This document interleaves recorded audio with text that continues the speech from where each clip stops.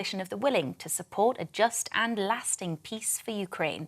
He also highlighted the appointment of the new British ambassador to the US, Dr. Christian Turner.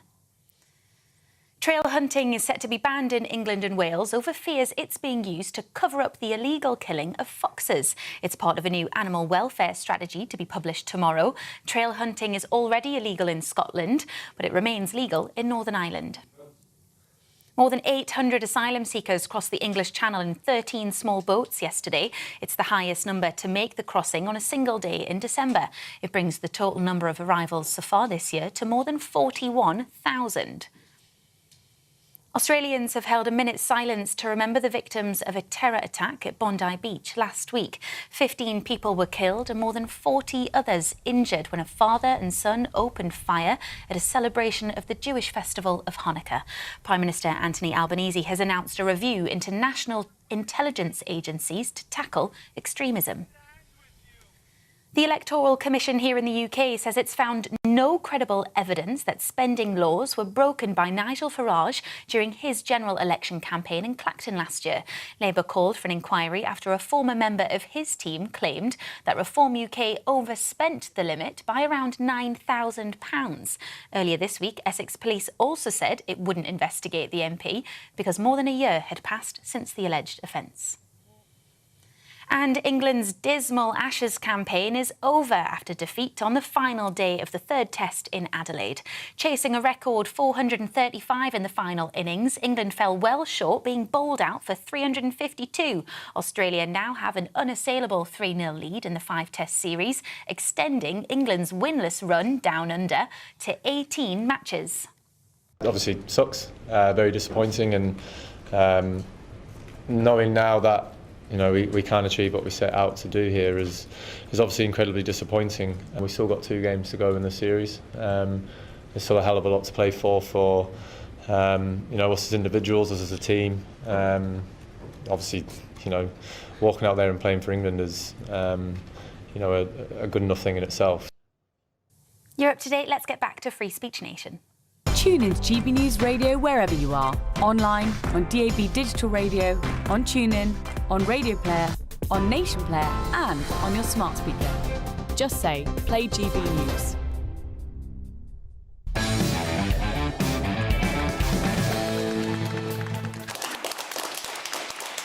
Welcome to Free Speech Nation with me, Josh Howie. This is a show where we cast our gaze across the spectrum of culture, current affairs and politics, doing our best to bring a bit of common sense to that which has become senseless. Lots to come up on the show tonight, including award-winning author Kate Clanchy, one of the first victims of cancel culture in 2021, joins me to discuss her experience and her fight back. And a week on from the massacre in Bondi Beach, a Jewish ex-police officer joins me to discuss whether the police in the UK are doing enough to protect Jews, and if not, why not? But first things first, we're going to start with a debate.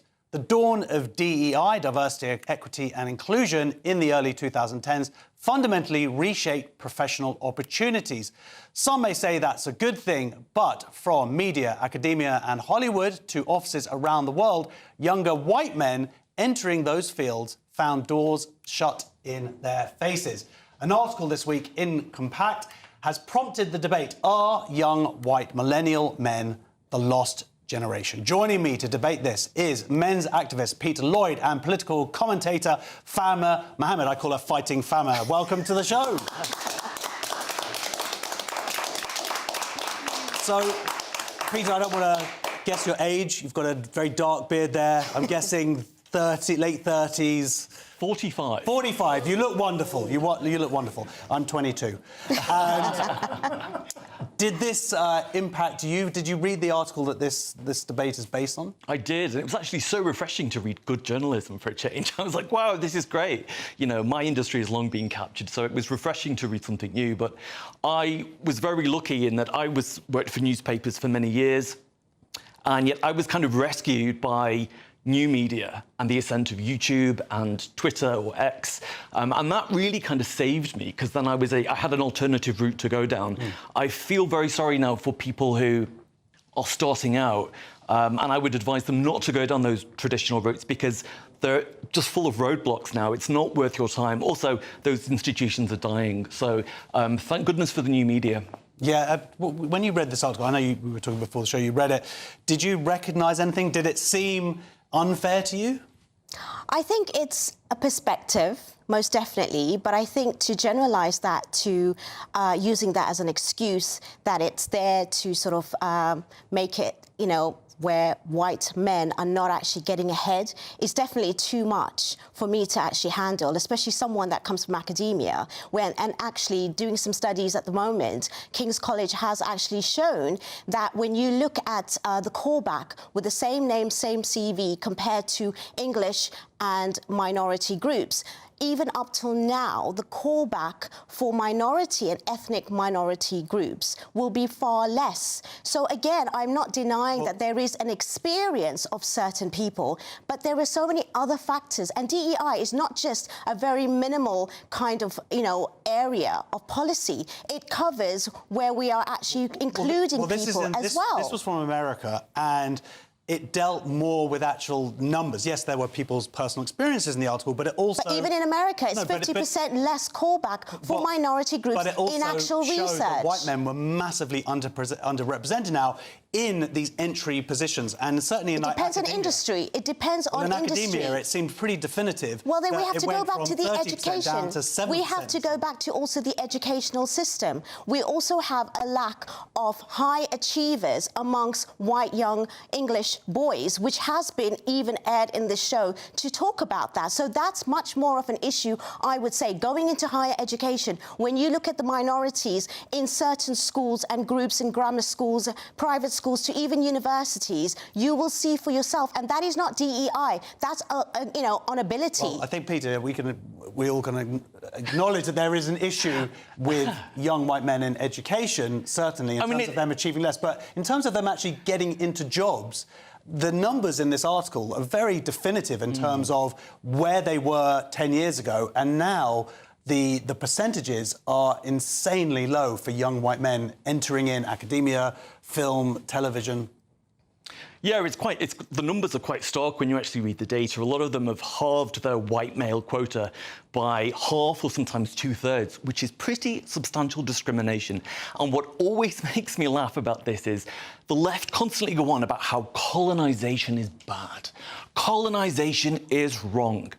And yet here we have the left trying to colonise institutions that white men built and continue. It's got nothing to do with colonisation. I'm sorry. The left are trying to take There's over no such thing as left and right. It is about ability, capability. There's no such thing as left and right. Yes, there is. And when it comes to this, your argument is completely off. When it comes to people that are in industries, when they are actually going for jobs, it is if it's there as a mechanism. Why isn't it based on merit? Show me. It is about merit at the end of the day. No, it's not. There are plenty of adverts. But only recently there was a BBC advert that specified only brown females were allowed to apply. That is discrimination. That is because historically, that is historically where we do not have opportunities, so they're giving opportunities. So you do want to colonise them. So they're giving opportunities. I understand why, but at the same time, why these things were brought in. I still see majority of English white people in this country that are getting opportunities, which is true. But the majority of this country are still English white people. Exactly. So it's normal. So for you to even say that, it kind of contradicts it all. And I think it also depends on industries. When you talk about media, it's a lot to do with nepotism. It's a lot to do with connections and people that are getting in through those. There is other areas of, like, whether it's region, whether it's the fact that it's social-economic background. It's not anti-white, maybe anti-poor, anti-social economic, anti-education. There's other factors that come involved. Do you think that there is a problem? Let's just say, for argument's sake, that there is an issue of white young men being underrepresented at these entry levels. Do you see that as a problem? It is a problem because they just maybe don't have the ability and capability of it. Do you see it as a problem for our society? Do you think that it's unfair if that is the case? It is unfair, and I think two things can be true at the same time, where it should not be based on identity. It should be on capability so you think and it should ability. Be colourblind it's not about colourblind. It's really about going in and showing that you have the capabilities to do a job. When I am there interviewing, I think the problem is that young white men aren't getting those opportunities. How are you supposed why are you trying to to say that it's to do with colour. Because there are literally job adverts that specify that people have to be... Maybe one or two in certain regions, I'm sorry. Just like this article is being generalised. It is being generalised. It is completely ludicrous. Sorry, one at a time, but I don't believe... Fahima, I'm sorry, it's completely ludicrous and divorced from reality to say that this isn't based on race. There are adverts from some of our biggest institutions that block access to white men because they are white men. That is literally the definition of racism and sexism. And the fact that you can sit there and defend it is disgusting. It's not defence. It's saying to you that at the end of the day, the law does not do that. The law does not say that. And at the end of the day, this is discrimination to actually put that across without showing evidence of the mechanism that's making that happen. Just one or two adverts does not mean that it's the whole area of UK doing that. Oh my God, your brain is muddled by like liberalism. No, I go by academics and research as well, which shows that we are still in the minority of getting callbacks just because we don't have an English white name. Okay, so why are you not addressing that? Okay, and that is the real research, not one or two articles or one or two other things. A few moments ago, you said that when white men were absent in an industry, it's because they didn't have the talent. Maybe that's true of people like you. Well, I mean, this is moving on to an attack. No, absolutely not. I'm just saying there are different factors, and that's one is it. That is just one of it. Let's just talk one statistic. Now, you're talking, we're in the UK, I appreciate that. It's just the numbers that we have happen to be from America, where a decade ago, it was about 21% of tenure at Yale University were young white men. Now that has gone down to 7%. And you think it's all to do with race? Well, no, and at the end of the day, I really don't. I don't think that, because I think that people are still very much, only looking at one factor. Again, DEI is about inclusion as well as the fact that it's, with disabilities, with other things. Do you think that there was a movement from around 10 years ago of DEI, of companies, of industries, entire industries... To make it fair? Well, this is it. So the idea was to make it fair, yet... it became unfair for young white men. That should be wrong if that's the case, and I don't believe it is. You're literally defending it. I do not. No, I'm not defending it. I'm saying actually it is wrong to actually hire anybody based on race. It's discrimination. It's against UK law. At the end of the day, of course, I've said that from the beginning. But that proves nothing. Converted. This is wonderful. No, I just speak facts, not on one or two, applications that are put there to just, generalise everything that's happening in the UK. Can I ask a question? An interesting point that was raised within this article was it was actually older white men who kept their jobs, Generation X and above, who essentially sacrificed young white men so that they could go, oh, look, we have all this inclusiveness now. Exactly. Of course, they didn't step away from their jobs. Do you think there is some truth to that?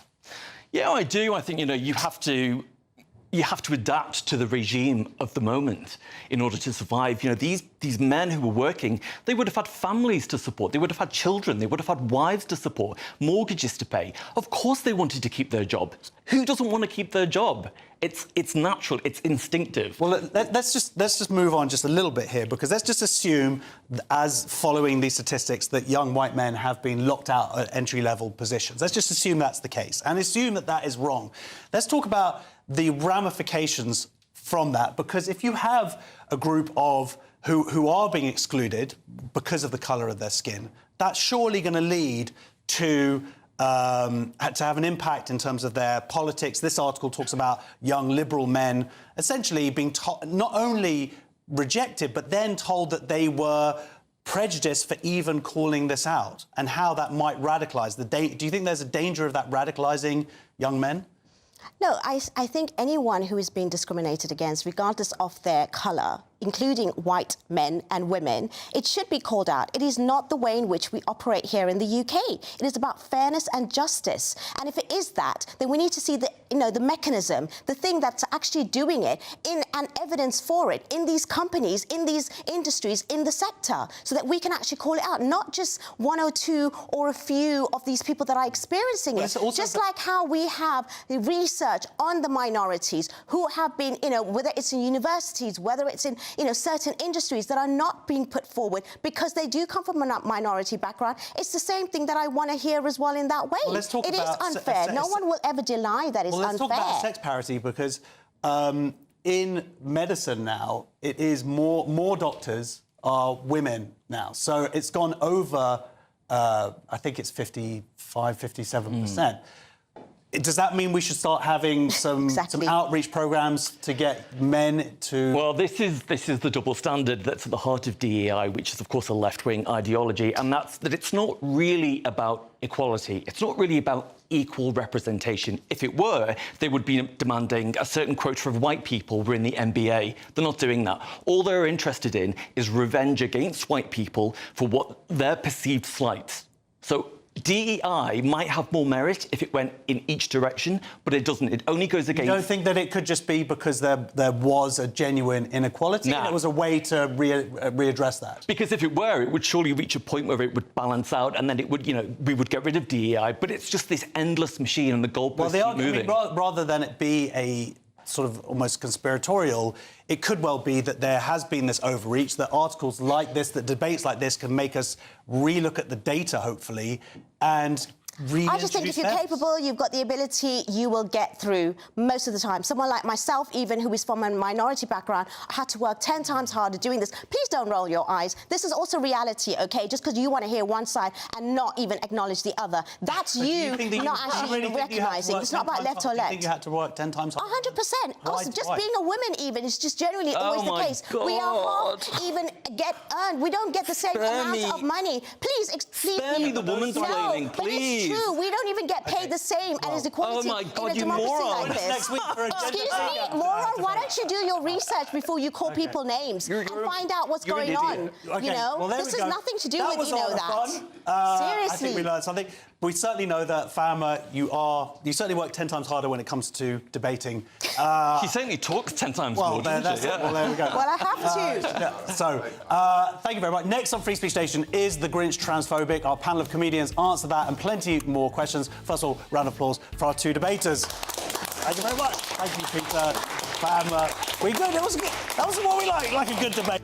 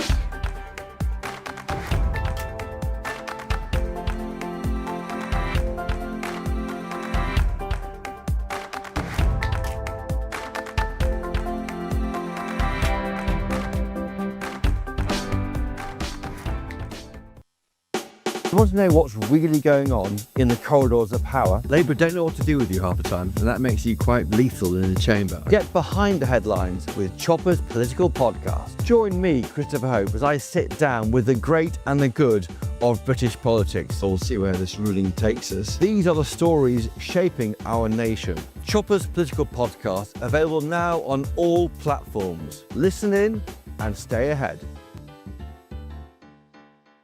Britain deserves a newsroom that puts the facts and your voice first. Well, and that's what you get on GB News. Lively debates, lively conversation. And we're not afraid to hold power to account.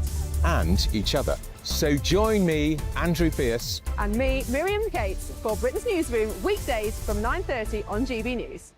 At GB News, we love to hear from you, our loyal community. So drop us a line at gbnews.com/yoursay. There, you can talk to each other and also to the presenters live on air gbnews.com/yoursay, because GB News is your channel, Britain's news channel.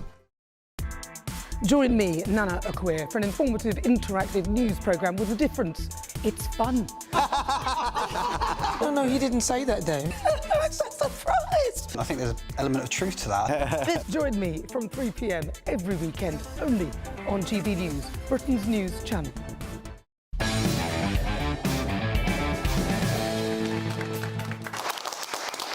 Welcome back to Free Speech Nation. We're going to get some questions from our audience now. But first of all, let's actually have a little say hello. Merry Christmas, Hi. Cressida. How are you? I'm very well. Nicholas Santo, you celebrate Christmas? Yeah, I do. Okay, good to know. The name is Nicholas and there's Santo, so... Oh, I see. Is that your mum slept with a guy with a beard? No, all through a solicitor. All through a solicitor, very good. All right. Name change, I mean, not birth. I see. I never made that connection because you're too thin. So, our next question... I take it as a compliment.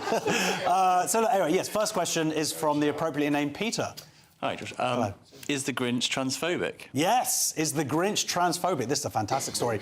A Christmas card was removed after being branded transphobic. The Grinch illustrated card was deemed offensive by some trans and non-binary advocacy groups due to its use of the term identifying, which they say suggests the person can arbitrarily choose their gender or whether they're a Grinch. Did you see this wonderful bit of Christmas memorabilia? Yeah, well, I did read an article about it. I feel it's kind of shown how authoritarian the trans concept's got, because when you have someone who's female identifies as male... See, there's the card there, and I should apologise at home for anybody offended by it. I just feel when someone who's female when someone's male identifies as female, we're supposed to just go along with it, indulge in it. And when there's like a light-hearted joke, it's all sort of blown out of proportion, and then I think Sainsbury's. I think it was Sainsbury's that is selling the card. What was selling it? Was selling it. Oh, I think Sainsbury's have you get a bit of backbone, really. Well, this is it. It's when It's when companies just kind of fold to one. I remember someone complained, like one person complained. I think it was one of the Lush or Boots or something, not a Boot. Body Shop or someone. I just remember one person complained and they were like, "Oh, we're really sorry." And apparently they've pulped the remaining cards. Well, Greta Thunberg's not going to like that, is she? I mean, how wasteful. There's just so much. I agree, it's completely authoritarian. It makes a mockery of trans ideology, because if you can identify as anything, why can't I identify as a Grinch? Also, in the card, as you can see, he's green. He's furry and green. He is a.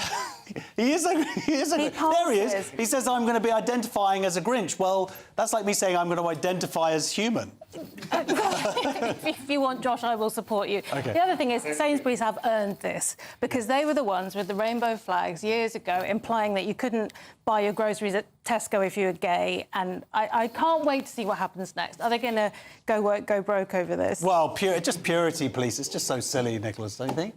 Yeah, it is silly. Are you familiar with Persian proverbs? No. Well, in Persian, they say, you raise the stick and all of a sudden, all you need is to raise the stick and the guy who has stolen the cats escapes. Apparently, it was a big problem of epidemic of... You should put that on a Christmas card. Cats, because Persian cats are valuable. The point is, nobody has talked about LGBT, but the word identify has incensed them. Because for years and years, they told us about this identification concept. Like, biologically, I'm born this way, but I identify and this and that. But then, because it is essentially nonsense, and they know it, as soon as somebody else has dared, like when Leo Kearse started identifying as a female comic, and I started identifying You're telling me he's not female? No, absolutely not. He's just pretending, right? And I identified as white, and then some people identified as helicopters, so that opened the floodgates of them saying, you know, only us we can identify. You cannot identify. So you think this is Grinch-phobic in a way? Anyway, a spokesman for woman, or spokes-Grinch, for Sainsbury's said, "At Sainsbury's, we're committed to being an inclusive retailer where people love to work and shop. We offer a wide selection of Christmas cards and our ranges vary each year. So there's something for everyone." Wait a minute. Emotional Rescue, the card's publisher, has said, and it's since apologised and said it would remove the card from sale. Ginny Rutter, the creative director at the publisher, told Pink News, It was in no way our intention to cause anyone in the trans community offence. We will remove this design from our range immediately. Wait a minute, we've got one more. Jack Wilson, the operations director of Paper Salad, which made the illustration for the card, apologised for any offence caused and said all remaining stock has been pulped. He told the LGBT website, due to our contribution to the card, I'd like to apologise on behalf of Paper Salad for any offence caused. This was not our intention. We have removed the design from sale and destroyed all stock with immediate effect.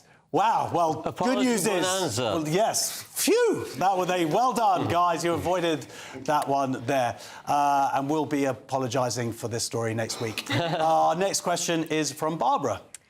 Is it OK to portray Mary as a lesbian? Is it OK, yeah, to portray Mary as a lesbian? This is York St John University has been accused of discriminating against Christians after allowing a nativity play called A Gay in a Manger to go ahead. I like that one, did he? Very telling over there. Well, someone's going to go watch it. York St John University's LGBTQ+ network is staging a play in which the baby Jesus and his parents, Mary and Joe, are depicted as homosexual. The three wise men are drag queens, and heaven is a gay disco. That sounds normal to me. Anything, Roy? Do you have any issues with this? I think they should leave the story alone. Leave the story of Jesus, yes. OK. Well, fair enough. What do you think, Chris? Well, the question is it OK to do that? No, it isn't. No. But that doesn't mean it's something that the state should get involved in. And I think, finally, we've seen a university do the right thing when somebody makes some offensive art. And I look forward to them continuing this when... What was the suggestion we read about earlier? Somebody's planning to do something called... it was a pun about Mecca and being gay, and... Gay in Mecca? Something like that. I can't... the point is that right? That's right. They're not going to do this when it's other faiths. Well, this is it. They're not going to hypocrisy. Let it go. But they have done the right thing on this occasion. Well, this is it. Let's just see how... Let's see next year if they put on a gay play about Muhammad, That's and then exactly let's see if they're hypocrites on it. And the student who has objected has actually asked this, and they said, no, we don't respond to hypothetical or speculative scenarios. And in fact, the statement by York St John University, it's just, if you look at it, if you just look at the statement, it's perfect. It says, well, we understand that some students might find certain views challenging or even upsetting or offensive, but hey, this is free speech, and as long as it doesn't incite terrorism or violence. OK, but would you do this even-handedly? Of course not, and that's the hypocrisy. Absolutely. A joint statement from York St John University Students' Union and the York St John University said, we understand that it can be frustrating for students to face views and perspectives that do not reflect their own values or beliefs. However, freedom of speech within the law is a core principle of university activity. Let's see if they put that same statement out next year. Our next question is from Jeff. Hi, Josh. Why are the BBC erasing black people? Oh, why are the BBC erasing black people? A BBC history documentary is facing renewed scrutiny after new research challenges claims made about British heritage. An ancient skeleton known as Beachy Head Woman was presented to viewers as evidence that early Britons were black. However, updated DNA sampling and radiocarbon dating now suggests that interpretation was in fact wrong. The woman, once described as being a sub-Saharan African origin, is now believed to have been white, leaving us wondering why the BBC made the claims with such certainty. So this was a documentary, I think it was about 10 years ago now. We seem to be very eager in this country to sort of erase... Whiteness, yes. Like it's somehow bad. Like Yeah. So I didn't watch the thing when it went out 10 years ago, but it just seems typical of the BBC. At the time. Well, maybe this looked in good faith. Maybe science has changed. Maybe that's what the initial indicators were. Yeah. But it also could be that they sort of, if they're given the choice, Cressida, they're going to go, oh, brilliant, we're going to focus on this. Yes, I think they got very excited. I think they had a bit of sort of science. Is that a type of science? Yeah. And they went, this is brilliant, let's talk about it loads. And now it needs to be corrected. I'm not shocked that the person wasn't black. This is 2,000 years ago, I think she was alive. Yes. Yeah. She was, I mean, both of them were attractive.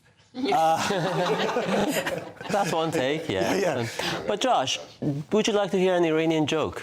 If it's better than the Persian saying, yeah. Well, it's for the audience to judge. But, you know, there's this Iranian gentleman lying on the rail tracks, across the rail tracks, with a sandwich next to him.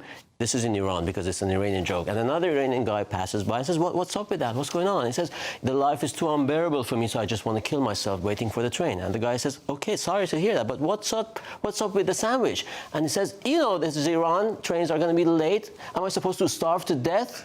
So the point of that... Well, I'd just like to say, I'd like to correct you, but actually that was originally a black joke. Next on Free Speech Nation, we speak to author Kate Clanchy about her experience of being cancelled and her fight back. See you in 2 minutes.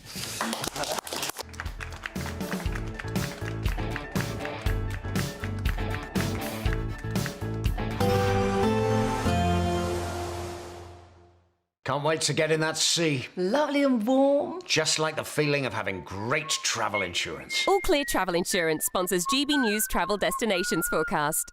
Hello there, welcome to your latest winter sun forecast. If you're travelling towards the Mediterranean on the lead up of Christmas, it's going to be fairly unsettled for a lot of the area. Some bands of rain really moving eastwards across the Med. Some heavy rain for a time for the Balearics especially, but after a fairly stormy spell down towards the Canaries and Madeira, something a little bit more settled developing here with some spells of sunshine and temperatures for Canaries reaching the low 20s. All Clear Travel Insurance sponsors GB News Travel Destinations Forecast. Hello there and welcome to your GB News weather update from the Met Office. It's going to be a cloudy but wet end to the weekend, but as we go through into Christmas week, things will still remain cloudy, but it will start to turn a little bit colder as we head towards the big day. Now out there at the moment we have this low pressure system out towards the southwest, which is bringing this southeasterly breeze across the UK, and that occlusion that is draped across the central swathe, and it is bringing some outbreaks of some rain, which can be pretty heavy, especially across northern England and the Pennines, and some heavy showers across the southwest, so Devon and Cornwall as well by the early hours of the morning. It will be a mild start to the week though, temperatures not really falling away too much, around the mid-single figures for people waking up first thing on Monday morning. And especially towards the southeast, it will be a pretty dry start first thing as well. We could even see some clearer spells across the south and southwest, as well as the very far southeast of England as well. Do have some patchy rain across Northern Ireland to begin with, but a lot of the more persistent, heavier rain will be across Scotland. You'll see some brighter colours in that rain first thing through the morning. Now that will slowly start to clear as we head towards midday, and it will return to a much more drier picture as we head towards the middle part of Monday. Now it is going to be dry elsewhere as well. There will be a few breaks here and there, especially across South Wales, the southwest, and across the eastern coast of the UK there. And maybe a few more breaks up towards the north as well.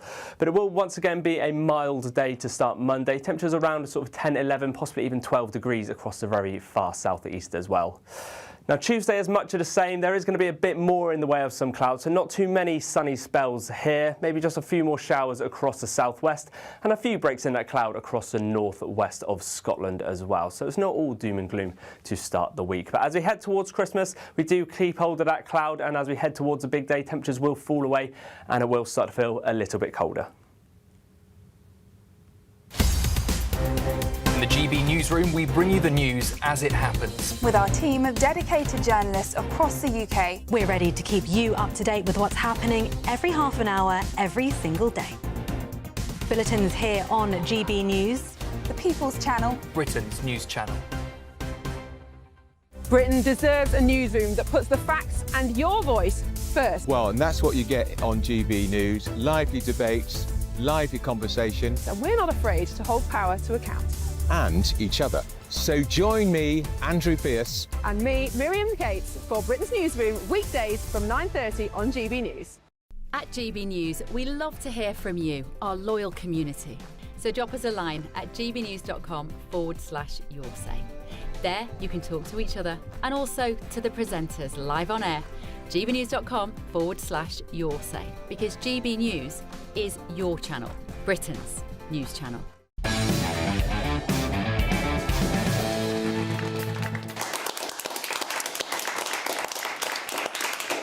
Back in 2021, author Kate Clanchy was caught up in a bitter dispute over her Orwell Prize-winning book, Some Kids I Taught and What They Taught Me. She was accused in an online Goodreads review of using racist and ableist descriptions of children. That online review snowballed into a campaign of serious allegations, while her publisher failed to defend her, pressured her to apologise, and then issued a public apology without warning her and effectively conceding wrongdoing. Well, it's a terrible story, and I remember very much watching it unfold, gobsmacked at the time, but I'm pleased to say joining me now is the author, Kate Clanchy. Welcome to the show. Thank you. A round of applause. Yes, like I said, I remember watching it unfold, and it just seemed incredible to me, the start of this campaign, and then to see the reaction. And I think it was, for many people who weren't necessarily even involved in this kind of, in the culture wars or whatever you want to call it, it was like a real wake-up moment. Like, if people can kind of come for someone who's written this amazing book that is helping children and helping them to find their literary skills, really, nobody's safe. Well, there was two. Yeah, just to make the distinction, there was a couple of books. So I had an anthology of poetry that the kids had written, and then I had my memoir. Yeah, it was a demonstration of power, and I think that if you look at what's happening with David Walliams now, his publisher hasn't said anything, and I think that was what was interesting about me. You know, it was the same publisher as Russell Brand. I'm not sure that publishers should say anything. I think you should look at what the book is, and if there's a mistake in the book, then the publisher apologises. Not if the publisher's not in charge of the character of the author. So I think it made a huge difference that they apologised for me. Yeah. That was a statement in itself. It showed that how soft they were, how easy that would be. Well, do you think that I mean, that gets to the crux of it, is why they behave that way? And I know that you sort of requested all this. There's this information that you can get where they've written stuff about you, and you can make those freedom of information requests, which you did, and then you managed to, reading an article that you wrote about it, you then managed to get more information from a PR company who hadn't redacted everything. So what was the big shock for you when you managed to get through all this information? Well, I think kind of how small it all was. I mean, I think that's a good thing to remember, that these things were... everyone pretended it was on huge principles. People kept saying, we have to pick on this woman because it's for the good of the publishing industry, and we have to scapegoat this individual, and we're all having a conversation about publishing and race. And I was expected to accept that and kind of be grateful, you know. And I was expected to accept all the allegations against me.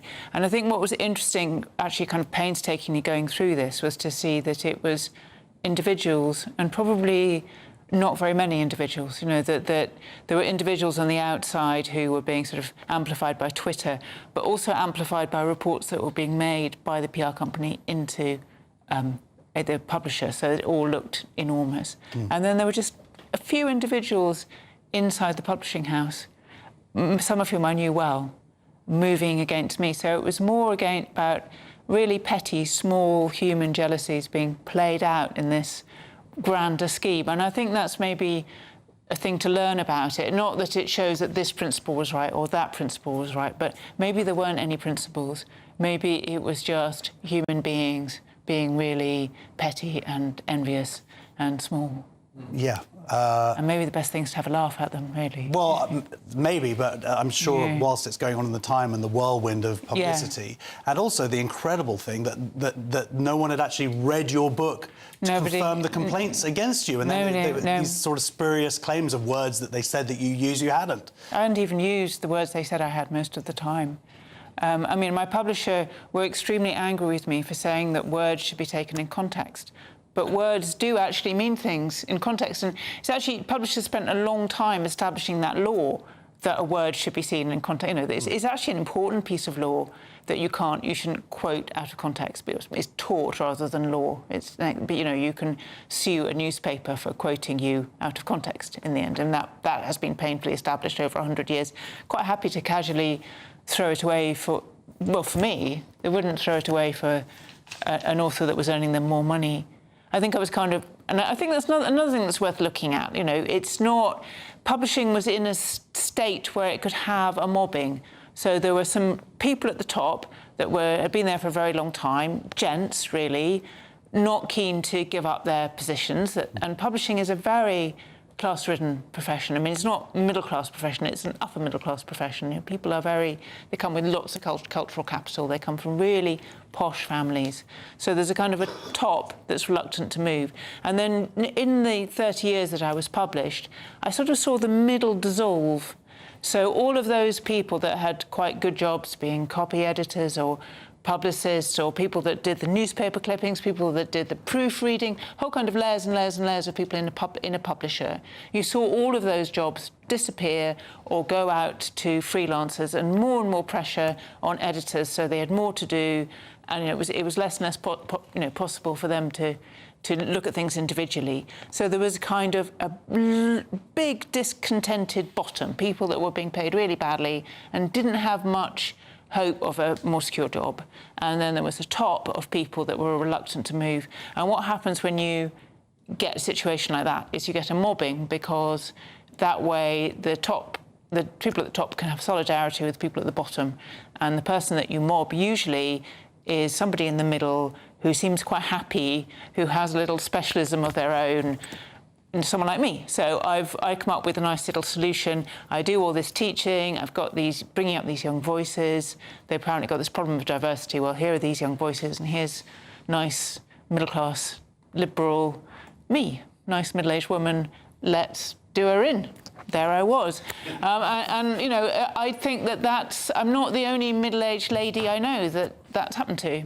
Well, on this, because I was going to say that what we also saw in sort of children's books publishing, you also saw women with gender-critical views who were mobbed in the same way. In the same way, people like Rachel Rooney, who have been published for decades, sort of well published, you know, well liked, but not, you know.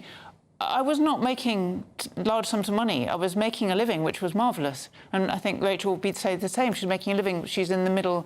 She's publishing quite niche but very well-liked stuff.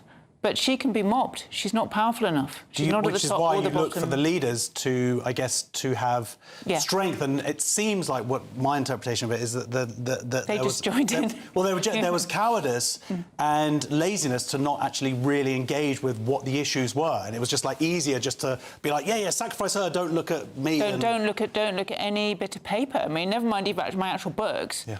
But, you know, the legal reads, because of course my book had been through legal reads, of course my book had got consent. Actually, it had loads of consent.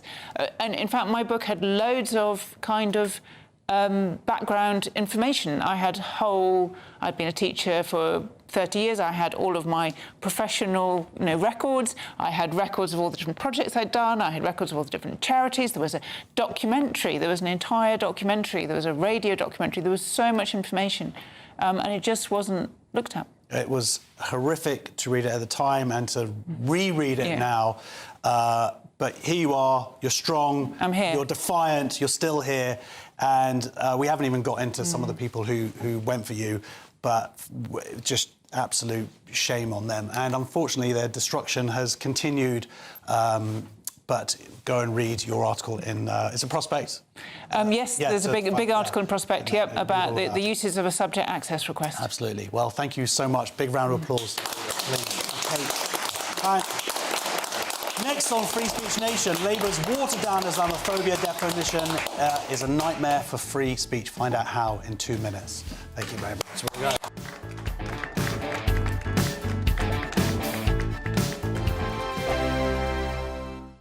I'm Michelle Dewberry, this is Jubes & Co with you. Hello everyone, Patrick Christie is here to GB News, Britain's news channel. Access the stories that matter to you. Take the GB News family with you on any device, and as long as you have an internet connection. Tune in to GB News, anywhere on the planet or beyond. GB News, the People's Channel, Britain's news channel.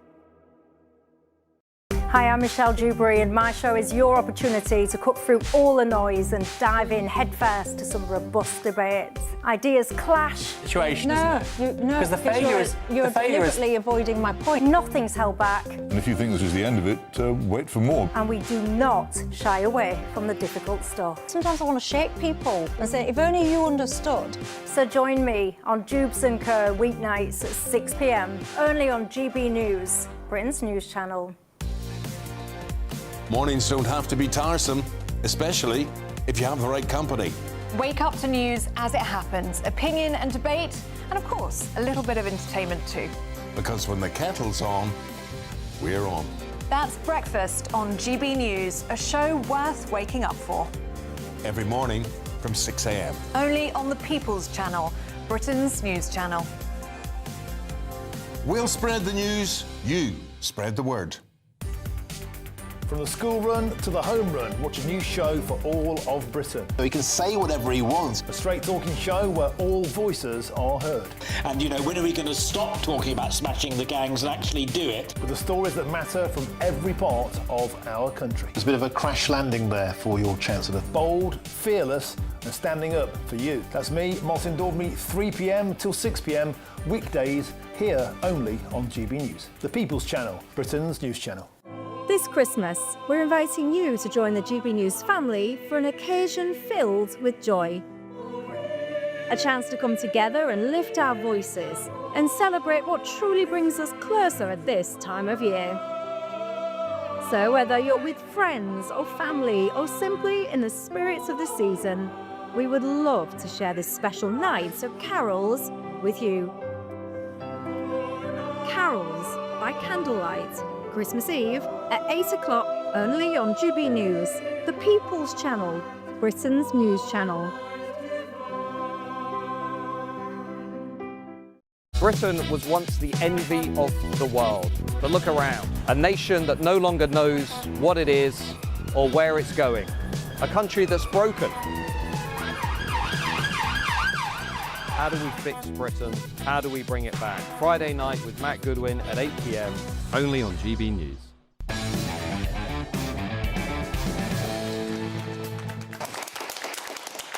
Welcome back to Free Speech Nation. Labour is reportedly close to finalising their watered-down definition of Islamophobia. According to The Telegraph, Steve Reed, the Community Secretary's new definition will be designed to tackle anti-Muslim hatred. The government claims the terminology is aimed to provide guidance for behaviour codes that public bodies, councils and businesses can adapt to. But the real concern is, what does this mean for free speech? Joining me now is the former prisoner and justice journalist, David Shipley. Welcome to the show, David. We've covered the story. We're going to cover it again. We're going to keep on covering it until free speech in this country is safe. Now, they've changed it. They've got rid of the term Islamophobia, which some would argue, including myself, that that's essentially a fake term. They've changed, it's a rebrand. Yeah, they've changed now to anti-Muslim hatred, which is, by the way, a real thing. The problem comes in how do we define it and not mix it up with criticising of Islam, which is an ideology. So now we've got some actual details. What do you think of the text as you've read it? I think it's really sinister and really disturbing. First of all, it's clearly a rebrand. You know, changing it from being called Islamophobia to anti-Muslim hatred doesn't actually change the substance of what we're talking about here. Secondly, we already have rules against religious and racial hatred in this country. There's already laws against that. So there's not really, I think, a strong argument why we need this at all. But actually, if you look into the substance of it, it's very concerning that it will create more fear about engaging with issues which might specifically be related to Muslim populations. And we've seen that, you know, we've all talked about the grooming gangs. And we all know now that the grooming gangs were ignored for a very long time because no one really wanted to talk about the fact that these were crimes primarily committed by Pakistani Muslim men because they didn't want to be seen as racist. Creating more guidelines and rules which will frighten the police, public servants, councils, social workers away from being honest about things is dangerous.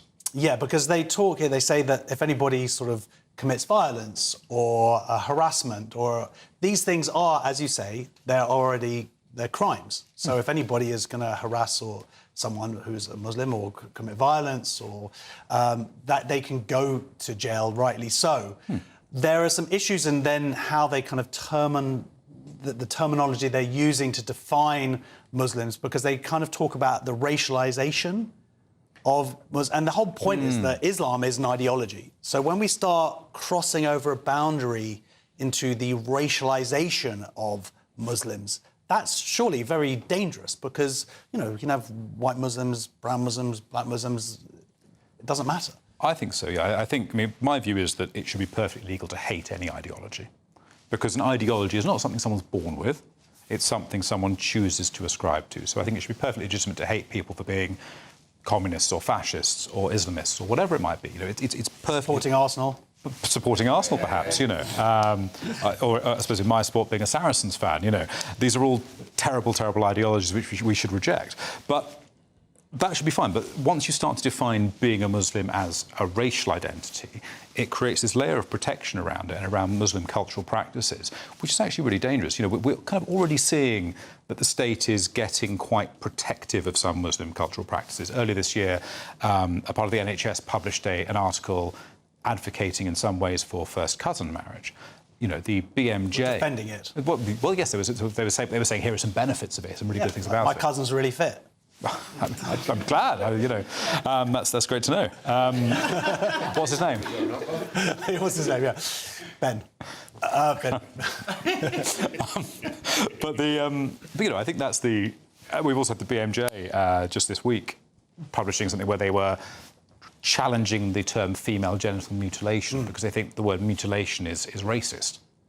And if we create more barriers to being critical of cultural practices which are associated with Muslims, so FGM, first cousin marriage, you know, say unstunned slaughter, these will all, I think, make it harder to criticise things which we actually might want to criticise on perfectly legitimate grounds. Yeah, no, and the other issue is this sort of... if you wanted to kind of... it might normalise... I know people have issues with, like, halal food, but the idea is it would be discriminatory to not have halal food or something. Yes, the last bit of the definition is actually, I think, in some ways the most disturbing. They create this situation where they suggest that actually if you have a working environment which is in some way indirectly unfriendly to Muslims, that's a problem. So might you then get a situation where drinks after work is not acceptable, beers in the office is acceptable. Indirect discrimination. Effectively, yeah. And it would therefore be wrong to create an environment which isn't potentially a halal environment. So I think that's a real risk as well. Or even like saying something like Merry Christmas or something. These things are... Well, I mean, would this be acceptable? Who knows? Yes, no. So the risk is still there. This hasn't been approved yet. Do you think that... I think some people were very fearful of it being used to shut down any criticism of Islam, and there's the danger where we can kind of accept this compromise. Do you think that that's going to happen, or do you think that when this does finally be introduced that there will be people like Free Speech Union standing up to it? I mean, I think the Free Speech Union, of course, will be standing up to it, as will other organisations, but the problem we have is that lots of the state just enacts its own rules. We've seen this year the CPS trying to create a blasphemy law by the back door in the case of Hamid Koskan that you and I have talked about before. We also see it in how often parts of, you know, the education system, local councils will try to block people from teaching sport if they've expressed the wrong views, for example. So there are real risks that these rules will have a very sinister impact, I think. All right, well, we'll stick with this story. Thank you very much for joining us. David Shibley, and you can round of applause, a spokesman for the Ministry of Housing, Communities, Local Government, who are behind the definition said, with all hate crime on the rise and anti-Muslim hate incidents at a record high, we are tackling hatred and extremism wherever it occurs. See you guys after the break.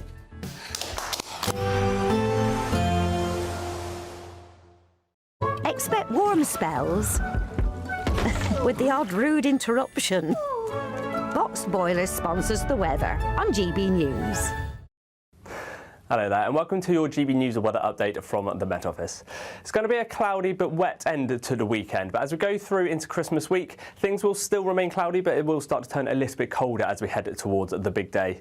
Now, out there at the moment, we have this low pressure system out towards the southwest, which is bringing this southeasterly breeze across the UK, and that occlusion that is draped across the central swathe, and it is bringing some outbreaks of some rain, which can be pretty heavy, especially across northern England and the Pennines, and some heavy showers across the southwest, so Devon and Cornwall as well by the early hours of the morning. It will be a mild start to the week though, temperatures not really falling away too much, around the mid-single figures for people waking up first thing on Monday morning. And especially towards the southeast, it will be a pretty dry start first thing as well. We could even see some clearer spells across the south and southwest, as well as the very far southeast of England as well. There are some patchy rain across Northern Ireland to begin with, but a lot of the more persistent, heavier rain will be across Scotland. You'll see some brighter colours in that rain first thing through the morning. Now that will slowly start to clear as we head towards midday, and it will return to a much more drier picture as we head towards the middle part of Monday. Now, it's going to be dry elsewhere as well. There will be a few breaks here and there, especially across South Wales, the southwest, and across the eastern coast of the UK there. And maybe a few more breaks up towards the north as well.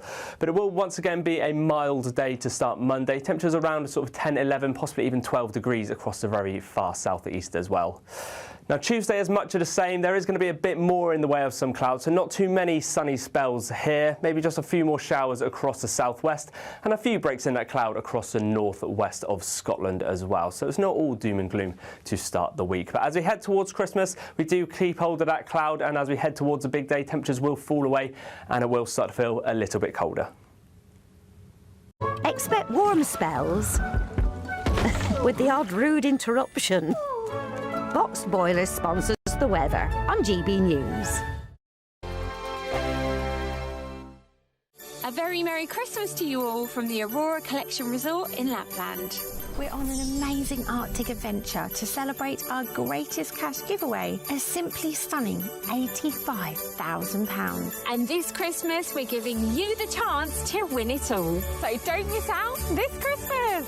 For another chance to win £85,000 cash, text cash to 63225. One entry costs £2.50 plus one standard network rate message, or text bonus to 63225. 5 entries cost £5 plus one standard network rate message. Go to gbnews.com/win. Entries start at £2.50. Call 0903 686 3232. Calls cost £2.50 plus your network access charge, or post your name and number to GB18 PO Box 8690 Derby DE1 9TT. UK only. Entrance must be 18 or over. Lines close at 4 p.m. on the 30th of January. Please check the closing time if listening or watching on demand. Good luck.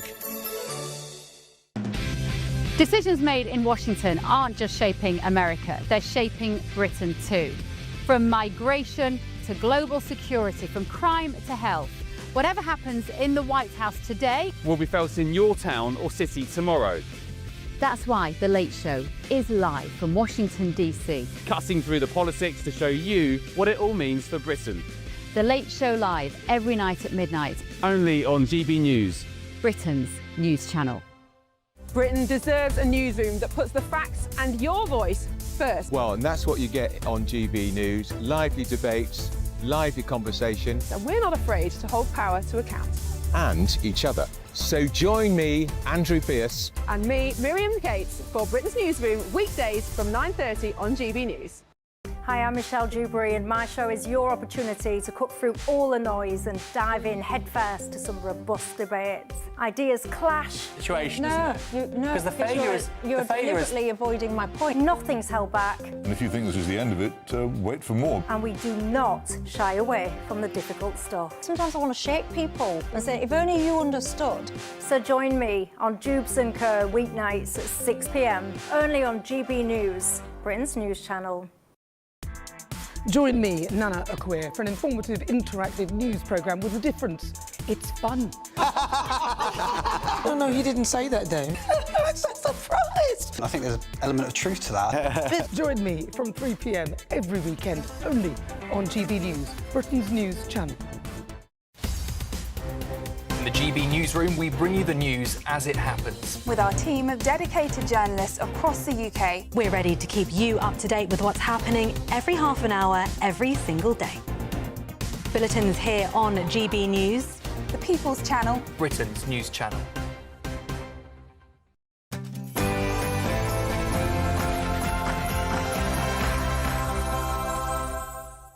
Plenty more still to come on Free Speech Nation this week. A week on from the massacre in Bondi Beach, are police around the world doing enough to protect Jews? We are going to be speaking to a Jewish ex-police officer. And is Labour working for or against women as Bridget Phillipson, Women and Equality Secretary, blocks trans rules protecting safe spaces for women? First, though, we're going to get a news update from Bethany Elsey.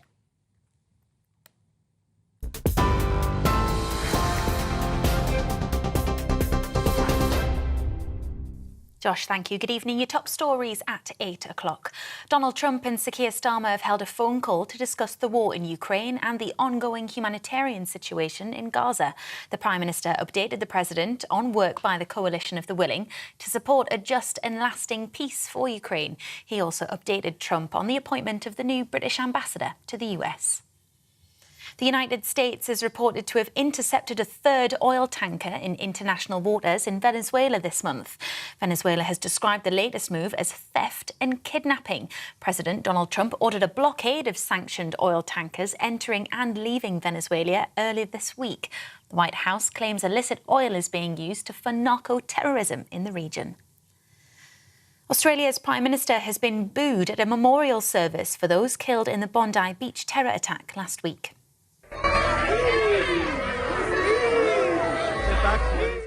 15 people were killed and more than 40 injured when 2 gunmen shot into a crowd celebrating the Jewish festival of Hanukkah.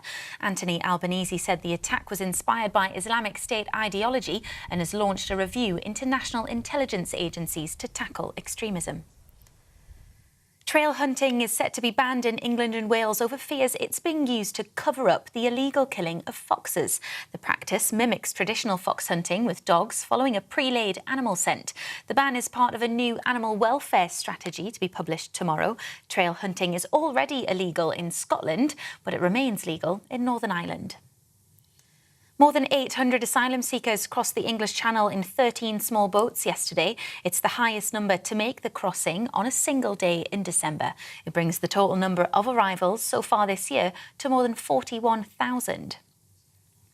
And England's dismal Ashes campaign is over after defeat on the final day of the third test in Adelaide. Australia bowled England out with 82 runs still left to chase and are now 3-0 up in the 5-test series. But captain Ben Stokes says there's still a lot to play for. Obviously sucks, very disappointing, and knowing now that we can't achieve what we set out to do here is obviously incredibly disappointing. And we've still got 2 games to go in the series. There's still a hell of a lot to play for us as individuals, us as a team. Obviously, walking out there and playing for England is, a good enough thing in itself. You're up to date. I'll have more for you at 9 o'clock. Take the GB News family with you on any device. As long as you have an internet connection, tune into GB News anywhere on the planet or beyond.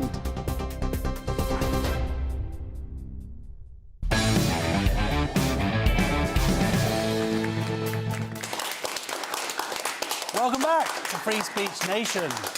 So, a week on from the horrific massacre of Jews on Bondi Beach in Australia, the UK and around the world, authorities, from police to politicians, have essentially failed to protect Jews. In October 2023, then Home Secretary Suella Braverman attempted to set clear expectations for policing pro-Palestinian demonstrations. She urged police chants such as to the chants from the river to the sea, Palestine will be free. I don't think it was the police who were actually chanting it. They should be understood as expressing a violent desire to see Israel and Jews erased from the world. So why has it taken 2 years for the police to finally act? And what more needs to be done to ensure Jews feel safe? Joining me now is former Metropolitan Police detective and author Gil Levy. Welcome to the show. Thank you. Gil, you're Jewish, so now there's one officer left who's Jewish. How many Jewish people are there? Not many. Not many at all. Not many. No. You wrote an article this week about the Met Police, why they've policed the way they have now. I think some people out there, they go, it's two-tier policing, or they even want to reach for sort of conspiratorial ideas about... But I think for you, and an insider's perspective, is the truth is actually a little bit more mundane. Yeah, I think they basically went about policing it with their normal attitude towards policing, so to prevent crime, to stop breaches of the peace, and so forth. So initially, when the protests happened, there wasn't much crime because there were no people identified as Zionists for pro-Palestinians to attack. There was nobody to express their hatred towards. But Jews couldn't stay hidden for an indefinite amount of time. And then you had more and more Jews coming out, Gideon Falter, or other people that would be express support for Zionism, or actually anti-Hamas, such as Nihat Gorbani, who would come out and be basically attacked by the mob, and the police would then take a view at restricting those people's behaviour rather than the people that were hateful and disorderly towards them, which is what should happen, because they weren't breaching the peace. It was the people who were willing to attack them that were breaching the peace. That's it. So might is right. And when Exactly. it comes to free speech and the freedom to protest, it was always in these situations, and I've been at these counter-protests, there's always the Jews and allies who were shot down, like Nihat, who would just go out into the crowds and say, Hamas are terrorists, which they are. This is British law. It's a legal position, isn't it? And he would be physically attacked, and he would be removed, and even in some places taken to court by the police. I mean, I went to a court hearing where the accusation of assault was against a police officer. The police officer falsified evidence in relation to this because video evidence showed that there was no assault, directly contradicting the officer's account. That's a very scary position for us to be in. So how does it feel for you as an ex-officer to see the behaviour of the police and essentially appeasing the mob rather than standing up for the rights of Jews and allies? So I think that integrity is the most fundamental part of policing. For a police officer so in that case was to lie, but not to do their duty to their fullest extent is what causes distrust in the community. So I think as time's gone on, the Jewish community has become more and more disillusioned with the police service. Well, there's a poll today, I think, that says that I think it's the majority of Jews in this country are now 60% are thinking of leaving, feel unsafe, and that is partly down to the police's response, certainly the Met Police. But people like, there was a statement this week from Manchester, head of the Manchester force, and he seemed to get it. There seemed to be a breakthrough where he said, wait a minute, children should be able to go to school without being behind guards and without security guards and the police having to escort them there. This is morally wrong. This isn't what our society should be like, right? I mean, it's been normalised for the Jewish community. I mean, it's just got worse and worse and worse. And if you appease the people who are hateful, I mean, the Manchester attack, is there a direct correlation between growing hate speech on our streets and that man's hatred that led him to, thank goodness that he was stopped by the police officers. You would have had an extended hostage situation with what turned out to be viable. He killed everybody he could find. Exactly. I mean, we saw what happened in Bondi. It seems like Australians are having the same reaction where they're realising it's very difficult to make a direct causation between the chant, for example, globalise the Intifada. Now, I would say, and many other people would say, that is a direct incitement to murder Jews. Of course, people who are chanting it would argue that it's support for uprising. Do you think that efforts to shut that down actually would have an impact? Do you think that it might actually backfire in terms of free speech concerns? So, so first of all, I think you do need to tackle it. It is hate speech. It is calling for the death of Jews. But my concern is not to have buzzwords that we focus on. I'm more concerned about the meaning behind. So if you have a chant for Intifada and then a chance to smash the Zionist settler state, well, the intent is clear, isn't it? And already there's a movement within the pro-Palestinian movement away from Intifada as the chant. So Makawama, I might pronounce that incorrectly, is the name for resistance. So Hamas is the Islamic resistance movement.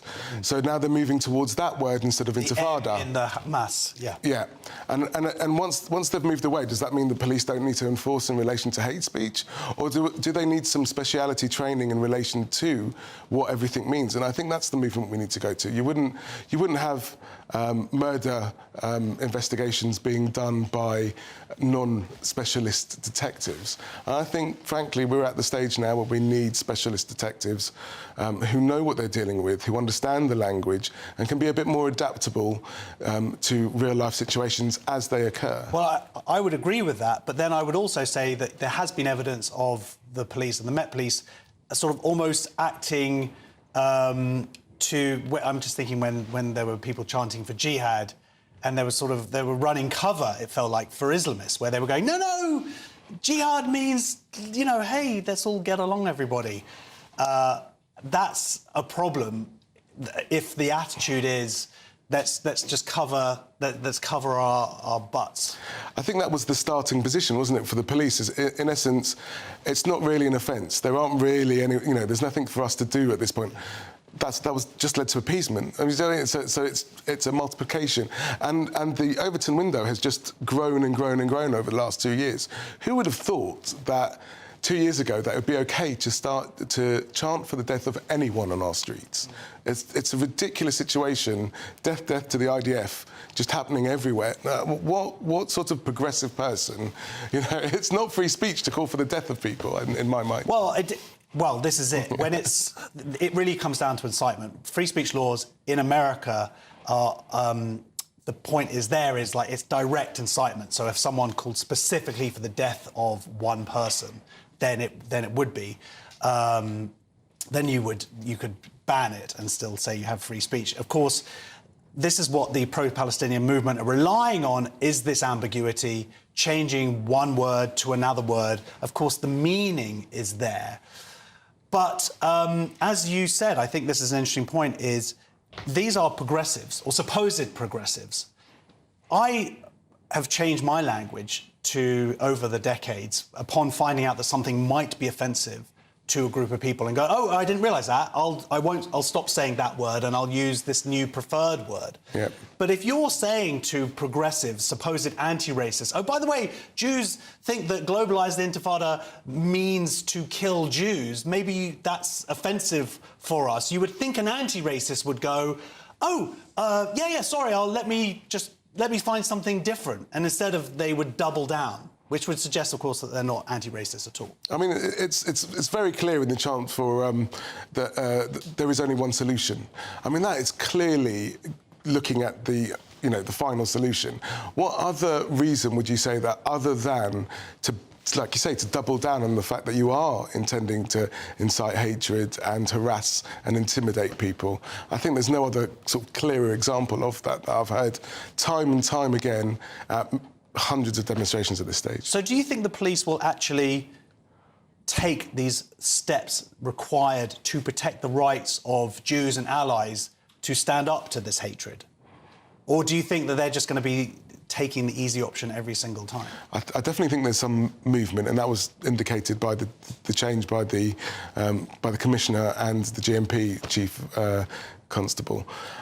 There's also a movement in politics, isn't there? So Keir Starmer said that globalised intifada is clearly a call to murder Jews.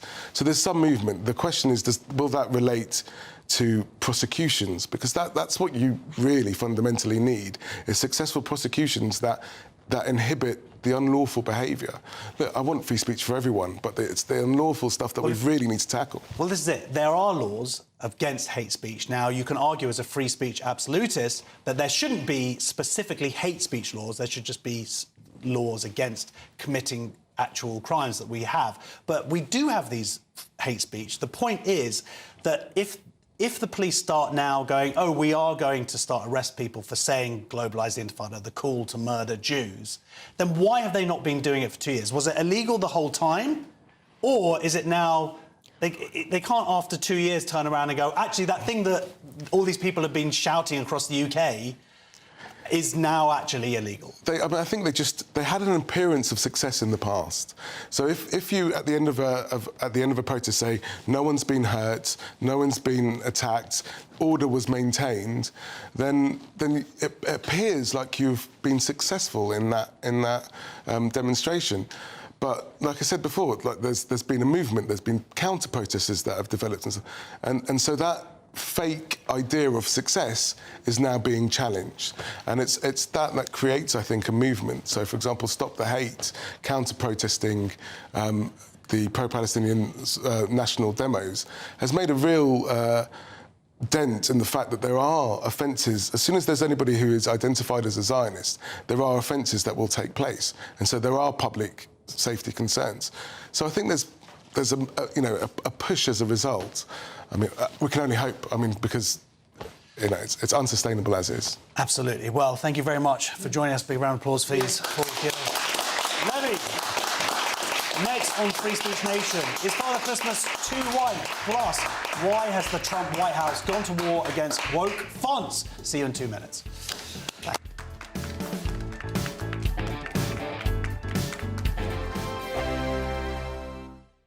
Britain deserves a newsroom that puts the facts and your voice first. Well, and that's what you get on GB News. Lively debates, lively conversation. And we're not afraid to hold power to account.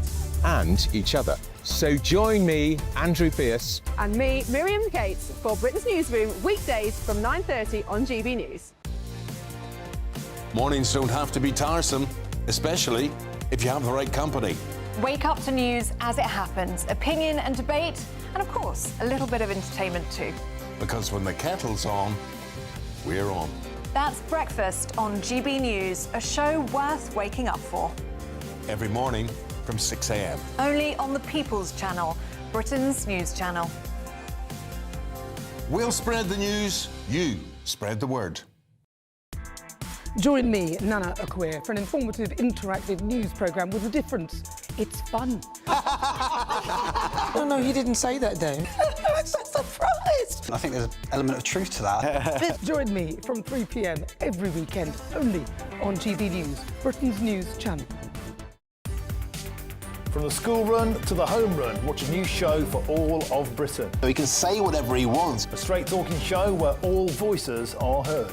And, you know, when are we going to stop talking about smashing the gangs and actually do it? With the stories that matter from every part of our country. There's a bit of a crash landing there for your Chancellor. Bold, fearless and standing up for you. That's me, Martin Dordme, 3 p.m. till 6 p.m, weekdays, here only on GB News. The People's Channel, Britain's news channel. At GB News, we love to hear from you, our loyal community. So drop us a line at gbnews.com/yoursay.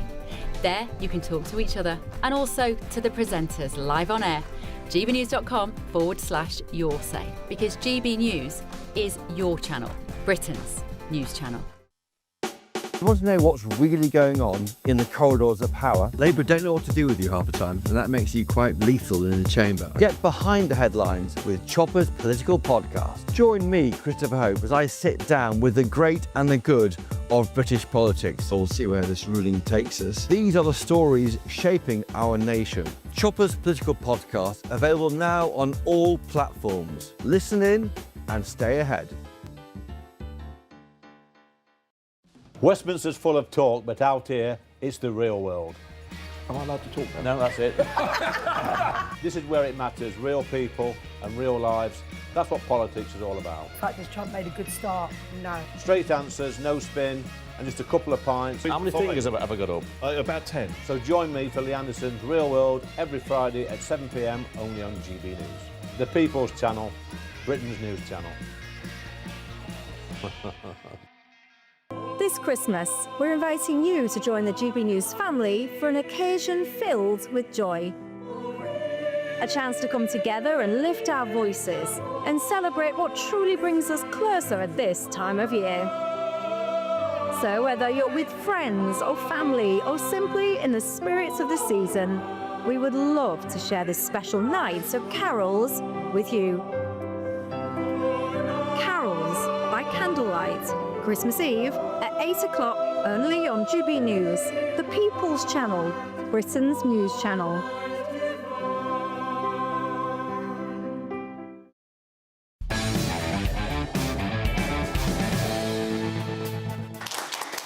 Welcome back to Free Speech Nation. My comedian guests this evening, Lester Wett and Nicholas DeSanto. Here they are. Hi there. We've got some more questions from the audience. Our first one's from Chris. It's Father Christmas too white. Is Father Christmas too white? Father Christmas is too white. Should be stop putting children on the naughty list, a museum has said. Brighton and Hove Museums claimed Santa Claus needed to be decolonised in the name of diversity in a blog on its website. The blog also said that Santa should work alongside elves in the name of equality, and a Mother Christmas would help tackle the patriarchy. The museum post said the concept of Father Christmas's naughty and nice list was a Western binary that teaches children that the coloniser has the power to judge all people. Cresta, I don't know if these guys know the meaning of Christmas. So much to go. We could do a whole show on that. how offensive is that? Whiteness equals some kind of concept of good and bad. How rude. And also the idea that Father Christmas is like the biggest kind of moral, ethical problem we've got in this country at the moment is mega lols. Well, this is it, and they're saying that like if he how he treats Indigenous children is going to be a judge on their particular culture. That's right. I mean, I'm gonna say I'm with Brighton and Hove Museum on this one. Probably you didn't expect that, did you? No. But let me explain. If you remember in the first segment, I told an Iranian joke. I'm not going to repeat that. For our long-term viewers. I'm just going to repurpose it, yeah. It's a little bonus for our faithful... Yeah, exactly. Callback, the industry term. So it's about... The joke was about an Iranian gentleman who was conflicted in his aspiration. He couldn't make up his mind. He wants to commit suicide by being under the train, but also... Not so far, but I'm digging myself in. But he also has a sandwich because he didn't want to starve to death should the train were late. So this is the point. What is the point? Our globalist woke overlords have been telling us multiculturalism is fantastic because let people of different cultures come here and live in peace and harmony and unicorn candyland as long as we share the same core values. But the question is, we don't share the same. The alt-right has been saying that for ages. Guys, we don't actually share the same values. And now what is the museum saying? The museum is saying, who is Father Christmas, who is a white guy, to judge other kids, other cultures with the white Western binary of naughty versus nice. And they kind of have a point because in some cultures, torturing animals or beating women or, you know, censoring freedom of speech or stealing or murdering is kind of nice. That's a different culture. And we've been saying this in the alt-right for ages. Nicholas, if I can be honest with you, I just don't think all of that's going to fit inside a Christmas cracker. My bad. But that would make Christmas lunch very interesting. Our next question is from Solomon. Hi, sir. Good evening. My question on tonight's show is computer system usage in the United States fonts woke, as in to do with the Donald Trump administration into diversity measures, into using the Calibri font disactive use, as opposed to having the Calibri font, not the Calibri font, sorry, the Times New Roman's font in usage, as opposed to Calibri in that case. Thank you very much, Solomon. So, yes, essentially we're talking about fonts here. My favourite subject. I'm a big fan of fonts. But yeah, Donald Trump. What's your favourite? Times New Roman. Great. Good choice. Traditional. Donald Trump's favourite, coincidentally. His administration, they're scrapping a woke typeface as part of our overall diversity measures. Marco Rubio, the US Secretary of State, said that informal boo Calibri would be dropped by the State Department. So they really are focusing on the details now. I thought it was all about the price of eggs, but now no, it's all already down. Font. Price of evil eggs is font. already down. It's about looking smart and having smart letterheads. And yeah. I don't know, fair enough. I mean, it's branding, isn't it? It's not like there's any company on the planet that hasn't thought about what font they use endlessly. So fair enough. But just don't bin any stationery at the taxpayer's expense. That would wind me up. Good. And it's not a very Doge thing to do, is it? So I hope they're going to use all their old Calibri stuff, and then... This is all very sort of subconscious, isn't it? You kind of... There is a classiness to Times New Roman. Now, Nicholas, do you have an Iranian joke about fonts? No. Suffice it to say, I was born in Rome, so I'm all for Times New Roman. And, you know, there has been a war against tradition and decorum and classics and classical things, as we have covered Christmas in this program and everything else. Every now and then in this program and other shows, we used to talk about it in Headliners as well. You know, they come out, these academics, right? Classical architecture is white supremacist. Classical music is white supremacist. And then, wouldn't you know it, Anthony Blinken, who was the foreign secretary under Obama, binned Times New Roman in favor of Calibri, and now it's back. I suppose it's easier to read, it's a bit simpler, it's more egalitarian. Yeah, and that's what we don't want. We want decorum for a foreign minister. It's a header. It's on the fuselage of Air Force One, the aircraft. And even Daily Telegraph, who reports the story, has reported in Times New Roman. And by the way, Donald Trump has also issued a directive or a executive order demanding new federal buildings in Washington, D.C. to be built in Greco-Roman style. So it's a comprehensive strategy, and I applaud it. Focusing on the details. Right. Well, our next question is from Mark. Good evening. Hey. What happens if you Google Online Safety Act? Yes, what happens if you Google Online Safety Act? So Google, they've accused Britain of threatening to stifle free speech and escalation of US opposition to online safety rules. The regulator, Ofcom, is planning to prevent posts going viral that include potentially illegal material such as hate speech or calls to violence. So the big word there, potentially. Yeah. And this is sort of terrifying that now this is this kind of overreach, that anything that they're so scared of anything kind of getting out there. And who are they to? Who's going to determine who this potential hateful speech is? It's going to have to be AI, isn't it? Because the idea that human beings are going to police this is ridiculous. So it's going to be AI. It's going to scoop up all the stuff that makes them panic, and then occasionally there'll be a case that is more potentially illegal than some other case, and then they'll come down very, very hard on that person or that company, and they won't apply it fairly. No, well, but we do have these American tech companies, and they are standing up against this, Nicholas. Do you think they're going to win? I mean, they're the ones who... I hope they do, because this is all we have now. We rely on the Americans another time to save us. And Google is a woke. I think it's safe to say Google is rather woke. It's not an alt-right company or anything like that. But again, we have the Hunter Biden laptop story all over again. The FBI went and said, just bury this story in case it is Russian fabrication. That turned out it wasn't. Companies or AI are always going to err on the side of caution because they don't want to be saddled with a hefty fine. And what is to who pays the price? Free speech. And then Ofcom says, well, we don't say don't publish it or turn it down or take it off. We say just don't put it in the recommend system. And recommend system is all we need for because nobody says, okay, let's go and see what Josh specifically has tweeted today or what Nicholas has posted today. We need our content to be recommended to people. So if you have it, there is effectively shadow banning if it's not in the recommend system. Yeah, if anybody posts anything that might be deemed, as you say, by AI to be controversial, it's going to prevent this information out there.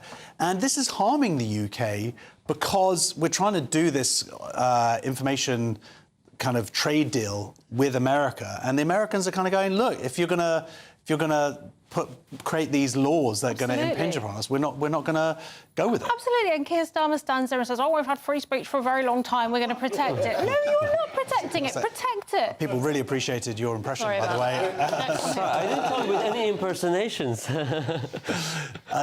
an Ofcom spokesman said, there is nothing in our proposals that require sites and apps to take down legal content. The Online Safety Act requires platforms to have particular regard to the importance of protecting users' rights to freedom of expression. Our final question is from David. Has English heritage returned to Christ? Has English heritage returned to Christ? Thank you, David. I'm a big fan of Les Mis as well.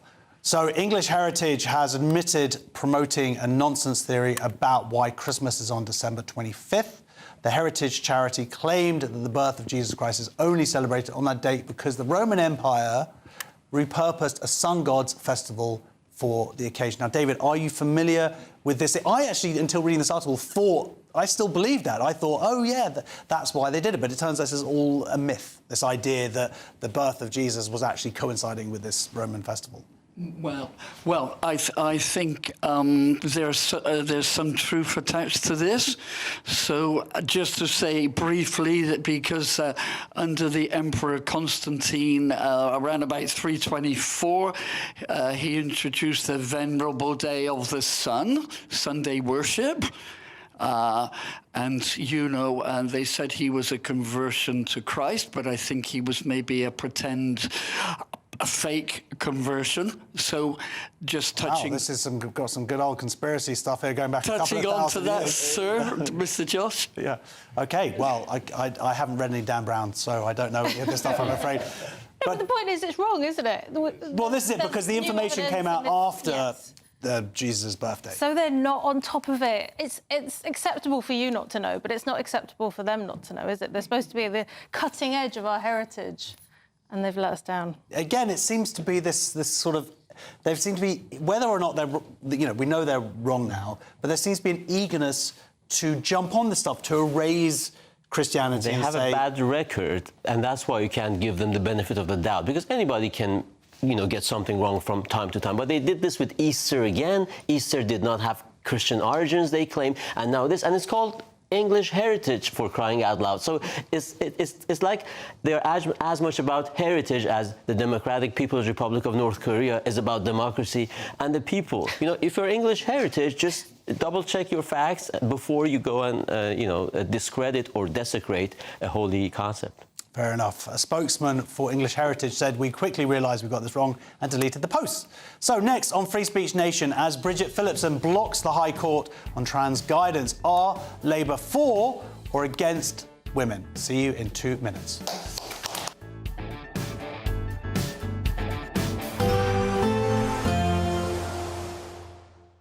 Dinner under the stars tonight? That reminds me of our travel insurance. You mean all clear skies? All Clear Travel Insurance sponsors GB News Travel Destinations forecast. Hello there, welcome to your latest winter sun forecast. If you're travelling towards the Mediterranean on the lead up of Christmas, it's going to be fairly unsettled for a lot of the area. Some bands of rain really moving eastwards across the Med. Some heavy rain for a time for the Balearics especially, but after a fairly stormy spell down towards the Canaries and Madeira, something a little bit more settled developing here with some spells of sunshine and temperatures for Canaries reaching the low 20s. All Clear Travel Insurance sponsors GB News Travel Destinations forecast.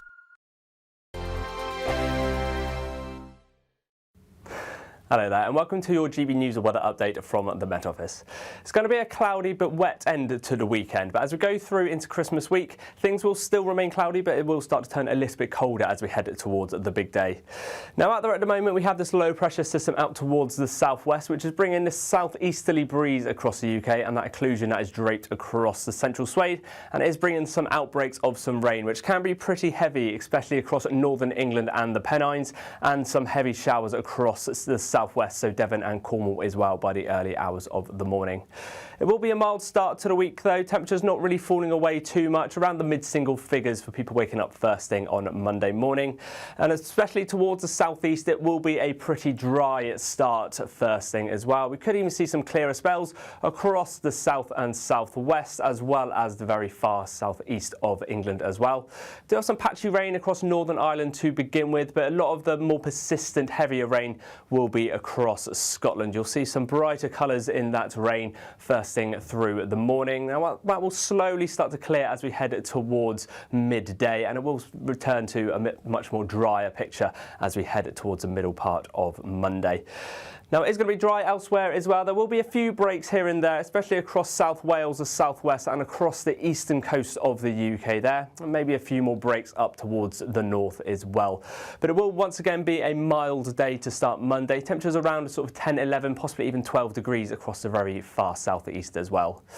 Now Tuesday is much of the same. There is going to be a bit more in the way of some clouds, so not too many sunny spells here. Maybe just a few more showers across the southwest and a few breaks in that cloud across the northwest of Scotland as well. So it's not all doom and gloom to start the week. But as we head towards Christmas, we do keep hold of that cloud, and as we head towards the big day, temperatures will fall away and it will start to feel a little bit colder. You want to know what's really going on in the corridors of power? Labour don't know what to do with you half the time, and that makes you quite lethal in the chamber. Get behind the headlines with Chopper's political podcast. Join me, Christopher Hope, as I sit down with the great and the good of British politics. We'll see where this ruling takes us. These are the stories shaping our nation. Chopper's political podcast, available now on all platforms. Listen in and stay ahead. Decisions made in Washington aren't just shaping America, they're shaping Britain too. From migration to global security, from crime to health. Whatever happens in the White House today will be felt in your town or city tomorrow. That's why The Late Show is live from Washington, D.C. Cutting through the politics to show you what it all means for Britain. The Late Show live every night at midnight. Only on GB News, Britain's news channel.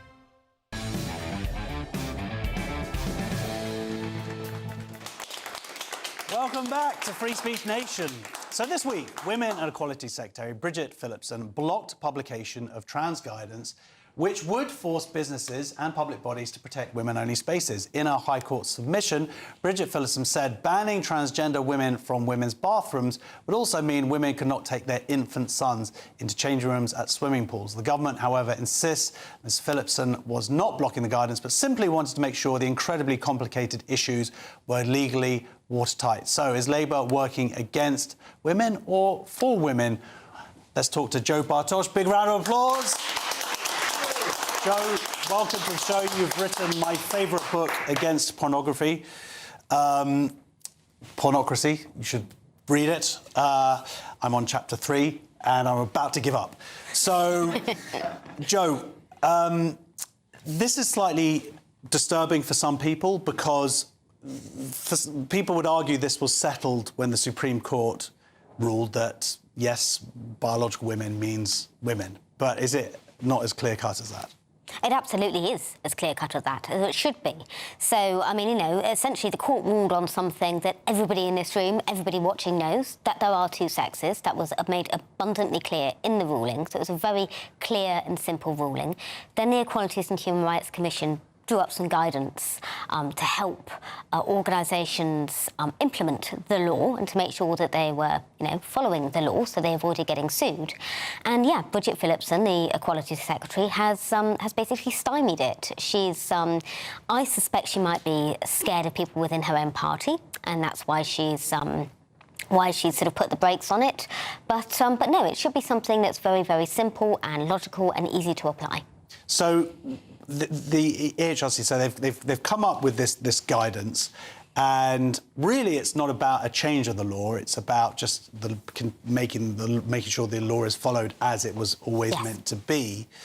But the two bits that seem to be coming up against this are, number one, is that this guidance, as you say, has been sat upon, and the other element is that there was a court case that the Good Law Project are pursuing, and the government seemed to give advice on supporting the Good Law Project's position. Is that right? Well, I mean, they claim to be neutral interveners, but I mean, it's quite worrying, really. So the government lawyer who submitted their intervention failed to pick up that one of the examples that they mentioned, which is the one that Bridget Phillipson had mentioned about mothers taking their sons up to the age of 10 into female changing rooms or toilets or that sort of thing, that was actually used as an example as to why there was a flaw in the guidance. But that example is specifically included in the guidance. So had they have read it properly, had they have done their jobs, they would have known that. And actually, it's never been a problem. And to be honest, none of this was a problem until transgenderism became such a sort of mainstream thing, which, well, obviously, having been a bit obsessed with this, I think is downstream of pornography, but that's another matter. So, you know, essentially, this is something that should be really simple, really easy to apply, and for some reason, and I suspect it's probably because of political shenanigans and her wanting to manoeuvre herself within the Labour Party, they're failing to implement the law, which is terrifying. You know, our own ministers aren't following the law. Baroness Faulkner, who was left recently as the head of the organisation, that seemed to be what she was also implying.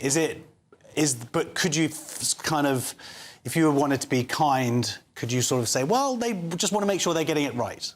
That's what they've been saying. I don't believe it in the slightest. So 90% of the guidance was actually written before the ruling came out, so before the Supreme Court ruling. So it came out in April, and the guidance was given to the government in April.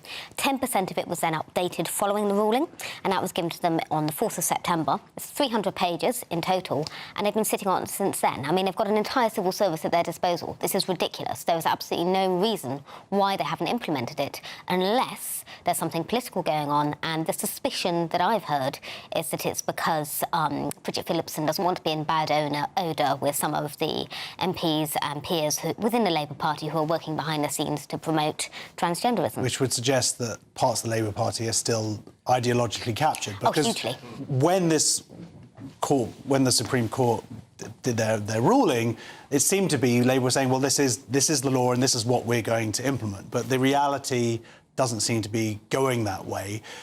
There's a contradiction where you have parts of the Labour Party saying we're out to protect women and stop misogyny, Yet, of course, then you have other parts of the Labour Party seemingly not able to define women, or at least to protect definitively women's spaces. Yeah, and I mean, I think it's particularly interesting that, you know, the word that's always used is misogyny, and I suspect that's because the word sexism has sex in it, and that would mean acknowledging that there are two biological sexes. I mean, it's a sort of tiny little sleight of language, but I do think that's quite interesting. So, yeah, on the same day as Jess Phillips, the safeguarding minister, announced that they were going to be introducing lessons in schools to teach boys about misogyny, which I suspect will do absolutely nothing, her counterpart, Bridget Phillipson, was essentially saying that women's spaces don't matter, shouldn't matter, aren't a thing, and that it might be exclusionary to men and might hurt their feelings. I mean, it's madness. And, you know, I think the majority of the British public, if you look at polls, absolutely understand the need for single-sex spaces. So the fact that she's not only ignoring the law, but she's ignoring the British public is terrifying. Are there any grey areas for you that would justify holding back on the actual implementation of the EHRC's recommendations? I mean, if I really thought they were going to be sort of, you know, examining it in detail and doing a good job, I might understand. But the fact that their own lawyers clearly haven't read it in any detail because of the error that they made when she gave that example that had already been covered, no, I think there's absolutely no excuse for this. Because also, isn't it, that when the justification for delaying the implementation is because we need to check that it is all OK or fits present laws. But didn't all of that checking happen when this law was first enacted 20 years ago? Well, yeah, I mean, it was... I mean, ultimately, I think the thing that needs to happen is we need to repeal the Gender Recognition Act, which is, you know, legally cemented a lie for the sake of some men's feelings, which was madness, and indeed some women's, but mainly men's, which was absolute madness. Having said that, no, I mean, I think, you know, the law was very, very clear that, you know, however some people identify, however they feel, facts are facts. And it was, you know, it was essentially reaffirming common sense. So, no, I don't think there was any need for the delay, and it's not complicated in the slightest. So if this is a political decision to hold back on implementation, and it seems incredible to me that 8 months or whatever it is later, that we still haven't seen actually this issue really resolved. I really thought this, when the Supreme Court... I know. You thought, OK, well, that's it, we're done. And it's not. What is going to get this over the finishing line? I don't know, it's mad, isn't it? Because we're ending up with more and more sort of court cases, more and more Sandy Peggies, more and more Darlington nurses, more of these sort of tiny little measures to try and sort of chip away at what should be really clear-cut. And it's incredibly disappointing. And I just hope that they find the backbone to actually implement common sense. Good luck with that one. So, let's have a big round of applause, please, for Joe Bartot. So, next on Free Speech Nation, a new development in the case of the teacher banned from working with children after telling a student Britain is still a Christian state. See you in 2 minutes.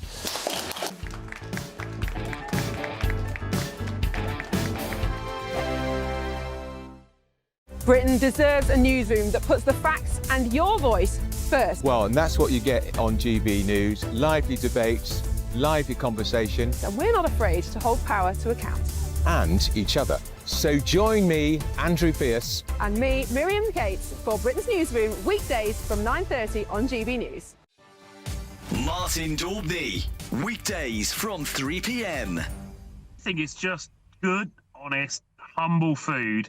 And yeah, as people get away from the ultra-processed stuff and get back to their roots, and what's better than a good jacket potato? Do you know what? Sales of jacket spuds have gone through the roof. The big potatoes at Waitrose. There's been a 178% increase in people looking at recipes. And I just think it's wholesome, it's affordable, it's comfortable, you know, it makes you feel good, it's back to basics. That, I think, at the moment, sums up the nation. I think very much it being affordable as well. With the climate we're living in at the moment, it definitely helps knowing, you know, you're putting food on the table for a reasonable price, and people appreciate that. And it's good, honest food. You can feed your kids, and kids are seeing it on social media, and they're getting excited about it as well. So they're not like, you know, obviously everyone sees all the big brands, and now there's all these, you know, jacket potato people out there, and we're giving them something that's healthy, and they want to eat it. And I think the parents appreciate that. And Ben, I've seen your videos. They queue around the block to get to you. If people are in the mood to cook a potato tonight, of course, we don't want to affect your sales. What is your sort of top of the pops spud recipe? Give it to us. Oh, it's all about variety. It's picking the right potato is really important. Get a nice melody or a cara or culture or something like that. Nice and big. In the oven, if you can. Hour and 20. Get a nice crispy skin on there. Loads of butter, loads of cheese, and a nice curry on top or something. That's my go-to. Ooh. Now that was a final little curveball they threw at the last minute there, Ben. GB News, the People's Channel. At GB News, we love to hear from you, our loyal community. So drop us a line at gbnews.com/yoursay. There you can talk to each other and also to the presenters live on air. gbnews.com/yoursay, because GB News is your channel, Britain's news channel.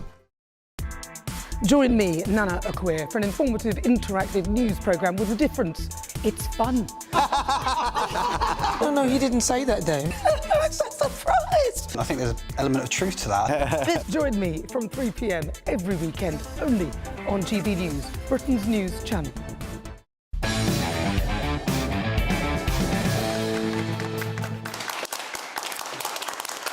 Welcome back to Free Speech Nation. So, teacher. He's been working and banned from working with children after telling a student Britain is still a Christian state. The case has intensified concern among free speech campaigners that laws intended to keep children safe from harm from adults are being deployed to crack down on right-wing views. Joining me now is the External Affairs Officer at the Free Speech Union, Connie Shaw. So, Connie, I read about this case. This is it's a teacher, and he's had basically a sort of an argument with students in his class. Is this a primary school? It's a primary school. So this is 11-year-olds? The eldest children in the school will be 11 years old, yeah. So what happened then? So crucially, this is a non-faith secular school, and the headline that was in the Telegraph said that a teacher has been banned from, has been sacked from the school because he told Muslim students that Britain was still a Christian country. And some of the details in the report said how he had admonished Muslim students for washing their feet in the sinks in the normal toilets, and he'd also given an assembly on how Britain was a Christian country, on British values, because it was part of the curriculum.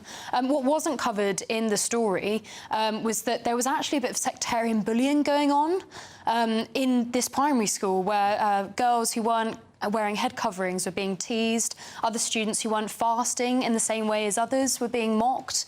And so he felt, you know, these comments didn't just come out of nowhere. He was trying to not only enforce the ethos of the school, but teach the kids about religious tolerance, which is a British value. And after these comments were made, a parent of the school reported him. See, he subsequently was then reported to the local safeguarding authority.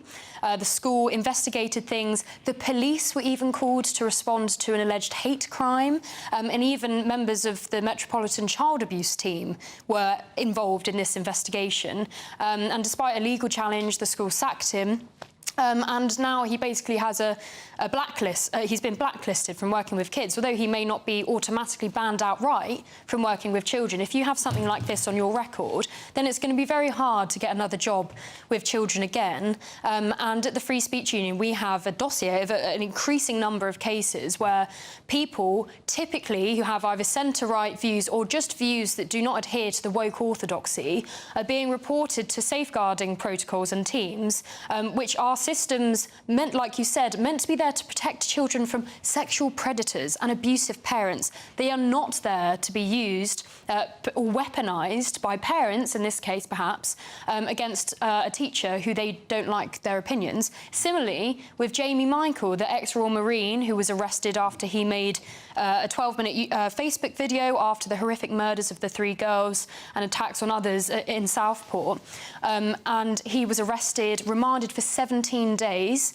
He was acquitted in 17 minutes by a jury of 12 of his peers. I remember jury trials. They used to be a good thing. Yeah, I know. And now, obviously, Labour are trying to get rid of those as well. And then, even though that he was acquitted, his views were deemed lawful by the court.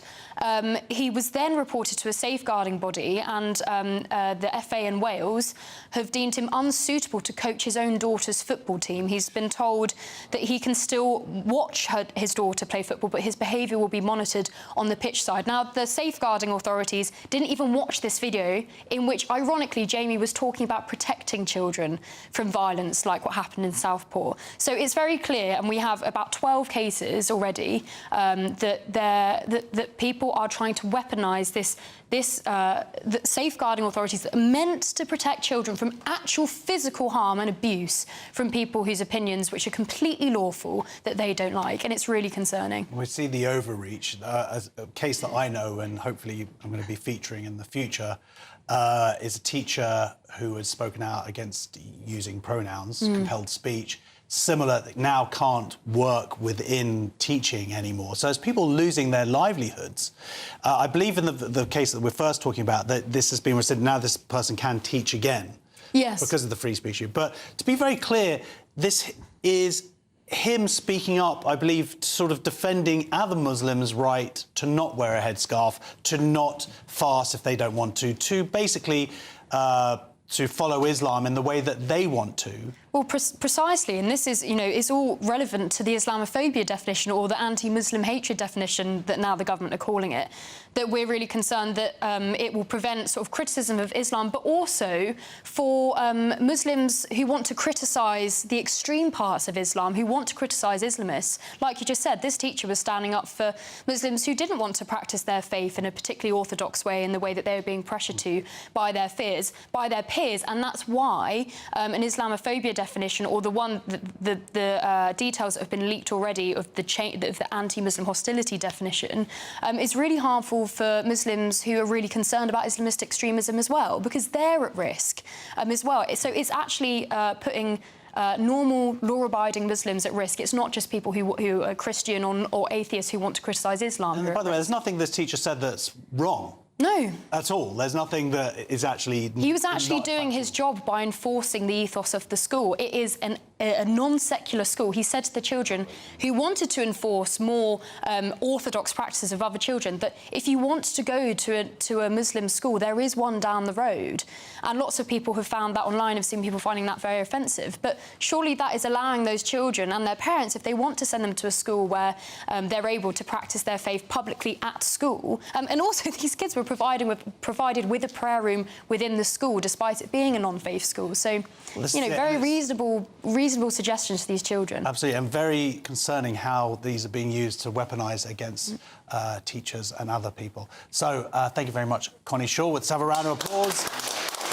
Let's also thank you very much for joining us for Free Speech Nation. Thank you to my panel, all of my brilliant guests this evening. You want to join us live in the studio, be part of a wonderful audience, you can. Go to gbnews.com/tickets.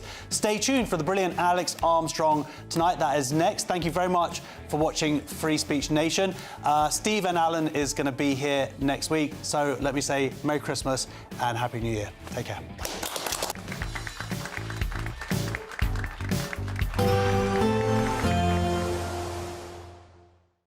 Today, clouds overhead, total zen within. Boxed Solar sponsors the weather on GB News. Hello there, and welcome to your GB News weather update from the Met Office. It's going to be a cloudy but wet end to the weekend, but as we go through into Christmas week, things will still remain cloudy, but it will start to turn a little bit colder as we head towards the big day.